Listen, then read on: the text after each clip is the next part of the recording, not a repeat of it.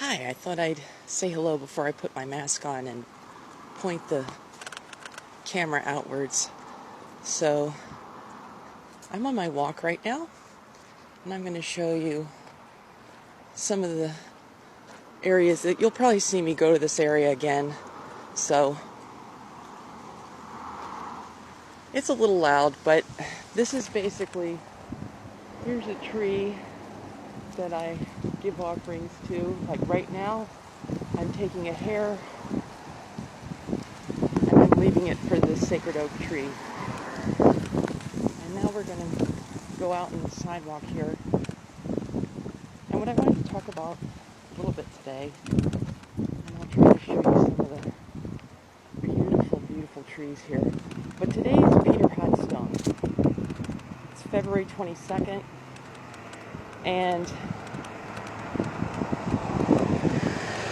I think it's very interesting that I've been trying to do my own work about crystals and stones, and here we have a day in the Nordic Animist calendar that is literally called Peter Hotstone. While I talk, look at this beautiful pine tree up here.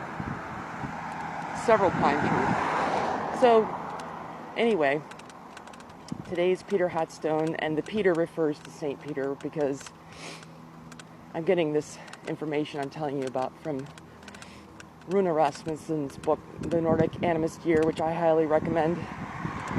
And I'll get back to what I'm saying, but right now I'm leaving a hair offering for the palm trees. Now I'm going to leave another hair offering for the pine trees here and some ancestors I associate with them. And I blow into the hair. I don't know if you can see me going like this, and then leave the hair. And then here's an oak tree that I love. I associate it with another line of ancestors, and also the sacred oak tree ancestors. So anyway, back to Peter Hotstone. Very interesting. By the way, here's the algaes tree. Those of you who know Elder Futhark will know what I mean by that.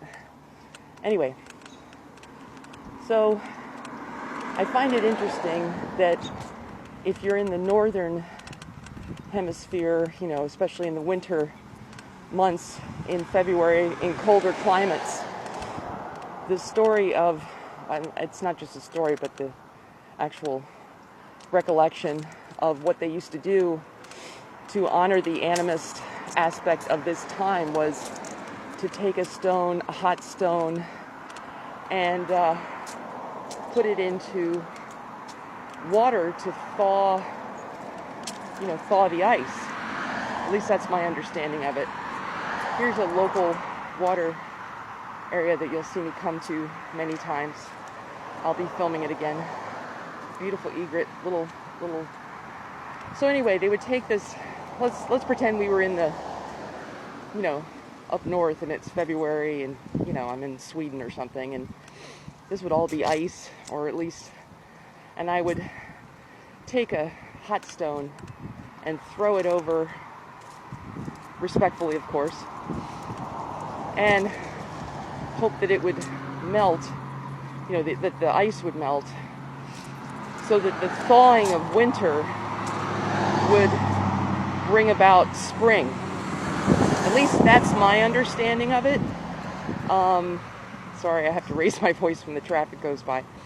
So it's almost like the beginning aspects of spring they aren't here yet, but we're kind of signaling them and calling on a stone, which I think is really fascinating, to coalesce with water in this form of ice, of course. If you're up in the northern, many of our friends who are up in the northeast U.S. and in Canada and obviously in Europe are having very cold weather right now, so they can kind of visualize this more easily than I can.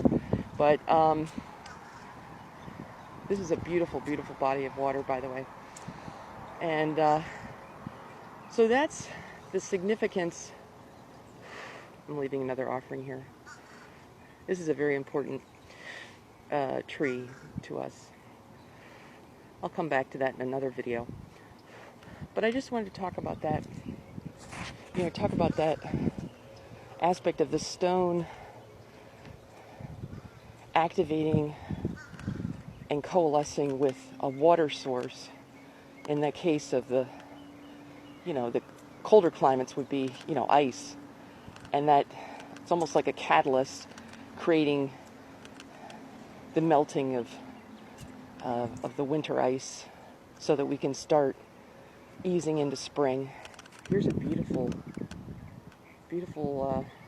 cormorant and hinga. I never remember which one it is. One is freshwater and one is saltwater. But it's such a beautiful, beautiful bird. So I know I've been talking about several things at the same time while showing you this gorgeous area.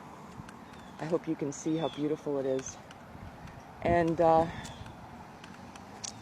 we'll come back to this. I wanted to bring up the aspect of stones today because I'm going to be talking more about crystals and stones in general, but I think it's fascinating to consider the fact that this is a very, very old Northern European tradition, and it employs stones. That is not New Age. Utilizing stones doesn't always mean it's New Age, so that's something you'll hear me say again. So I'm going to sign off and say until we meet again.